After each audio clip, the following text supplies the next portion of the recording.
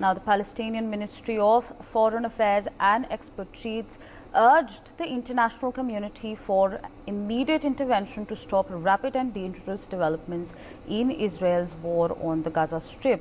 It called on the world to stop the war, considering the rapid developments in Gaza, particularly cutting off communications, the internet, and continuous shelling. Still with us on the broadcast is Major Mohd Ali Shah. So now, you know what's happening is that Palestine is urging an immediate intervention to stop rapid developments. But now with this aggressive ground invasion by Israel, do you anticipate this happening anytime soon?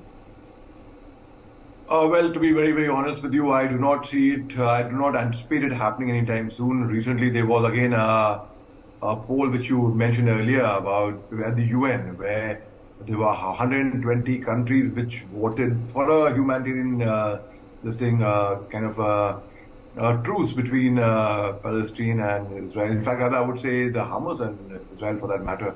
Hamas, which is a terrorist organization, and 120 voted in the favor. There were 14 who abstained. In fact, there were a few of them who abstained from the voting, and a few of them who, there were a few of them who voted against. 14 and voted against it, and a few of them abstained from voting. And India being one of them, because India is totally neutral. Actually, India would not really, and India would favor humanity. Simple as that. I mean, they would never favor terrorists. They would never be. We have not recognized Taliban government as well, in Afghanistan government as well, because the government of terrorists of the Talibanis. In fact, so the very fact is, when the Palestine comes out and calls out that the international community should come up and speak about it, well, they should rather be calling out the Hamas terrorist groups also. Because see, arm twisting will not do over here.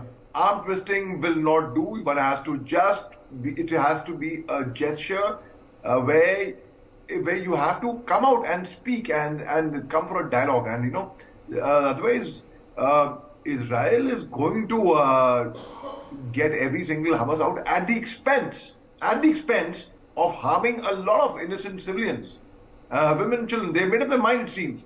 It seems they've made up their mind, and nothing can stop them. And unfortunately, because in the chase of getting the Hamas terrorists, why should the innocents pay a price? Now, and you can't clap with one hand. Obviously, it's happening with both hands. If Israel is doing those, it's like people would call it genocide and such thing. If Israel is doing that on innocent people as a collateral damage, even Hamas must understand that they have no scope of survival. They should just come out and they should release the hostages. They should come out and they should call. It should come from them.